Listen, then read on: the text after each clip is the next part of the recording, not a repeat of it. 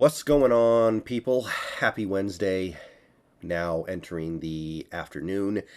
And we're going to start taking a look at some of our young players and try to get an idea of how they performed on Sunday and how they're performing overall.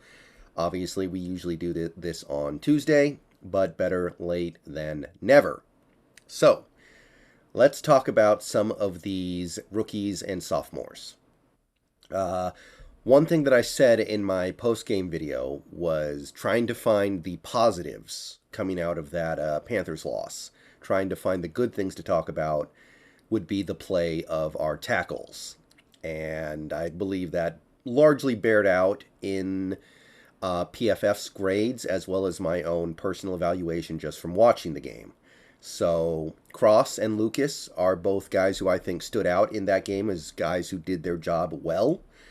Cross's PFF grade went up a little bit.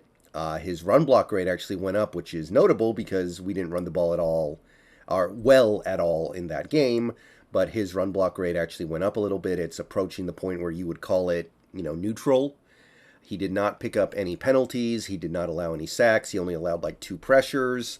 So yeah, Cross definitely played an effective game and did his job.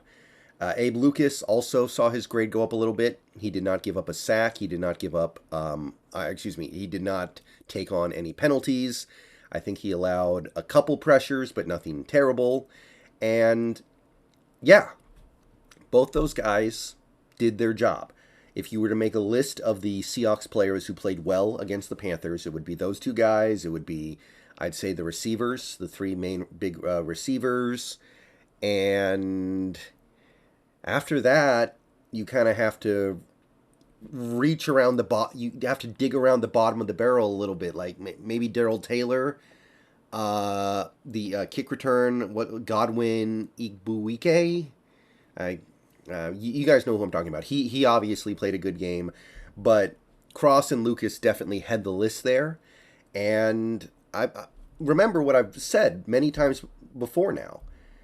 Charles Cross, very young. Even for a rookie in the NFL, he's young. He's much younger than Abe Lucas. So the fact that those 2 guys are so close to each other in terms of overall effectiveness as players is really encouraging for Cross in particular.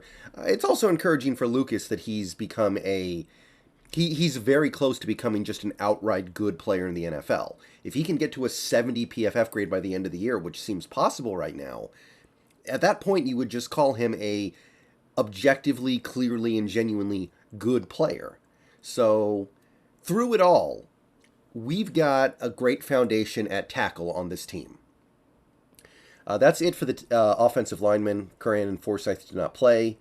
Linebacker, Mafe played some, not a lot, 18 snaps. His PFF grade went up about a point. He picked up 2 tackles, and that's really about it. I'm going to say it again. I don't know why he's not playing more. I know that he's limited as a pass rusher right now. I know he's not offering a lot there, but that's not your problem right now. Your problem is you can't stop the run. These opposing teams are not even having to throw the ball right now because we can't stop the run. So why not get Mafe out there a little bit? I know that to a certain extent, the reason why you've taken snaps away from Darrell Taylor is because he can't stop the run.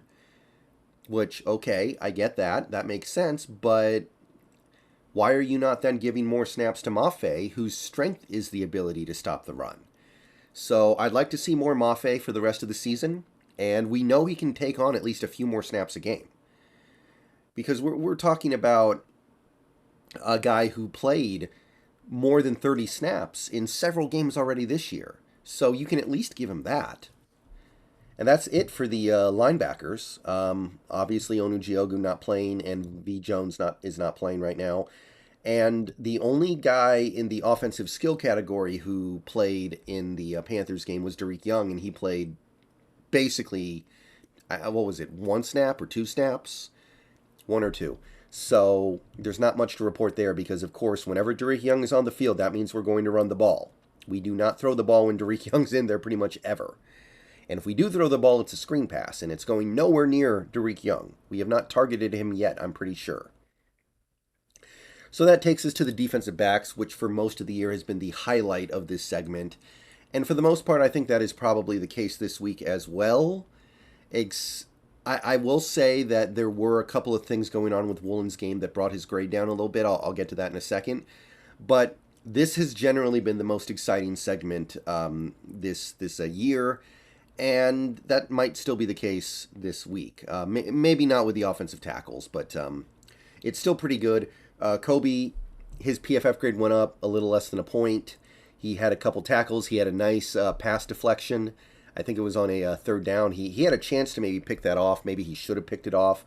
But he had a big pass breakup. QBR against went down a couple points. He's playing fairly well. And remember, he only played about half the game because the Panthers were not forcing us into nickel very much. So Kobe Bryant doing his thing. I think he had a pretty solid game. And I'm excited to see where his career goes from here. With how poorly he started this season, the fact that he's come so far in such a short period of time is encouraging. All right, now Woolen, I don't think Woolen gave up more. Woolen might have allowed one reception the whole game, and it was the ridiculous catch by what was that? The Terrace Marshall Jr. between the legs, behind his butt, rolling around on the ground catch. I think that was the only catch Woolen gave up the whole game. He had a PBU on what looked like a long touchdown on the Panthers' first offensive drive of the game. So, Woolen did good in coverage. Where the struggles came for Tariq Woolen would be against the run, because he missed I would say, at least 3 tackles in that game. Did not tackle well. And I think that led to his PFF grade dropping about 3 points. So that's something that he needs to work on. Now, I'm not here to dump on Tariq Woolen. Of course, that would be stupid. He is giving us elite production as a 5th-round rookie. So there's definitely going to be no Woolen slander here. But if there's any area that he has to work on his game a little bit this offseason, it would be that area. He's not a great tackler right now. He's picked up several missed tackles over the last couple weeks, I think. And that game in particular, he just missed some tackles that he needs to make. So hopefully that's something that he can get better at. I believe the will to get better at tackling is there. He just actually has to go do it. So I'm not going to say he played a bad game, but that was a definite problem that was noticed in that game. Joey Blunt had 1 tackle on special teams, so he's got 8 now on the year. He's probably one of our better special teams players at this point, honestly. And Trey Brown, for some reason, did not play. I don't know why. I'm not saying Michael Jackson was a problem in that game, but it's kind of weird that Trey Brown got completely phased out of the defense so quickly, if that's what happened. Maybe it's a matchup thing. I don't know. But for some reason, he didn't get to play. So hopefully that changes in the future. And that's it for your rookies and sophomores on the Seahawks. See you guys later.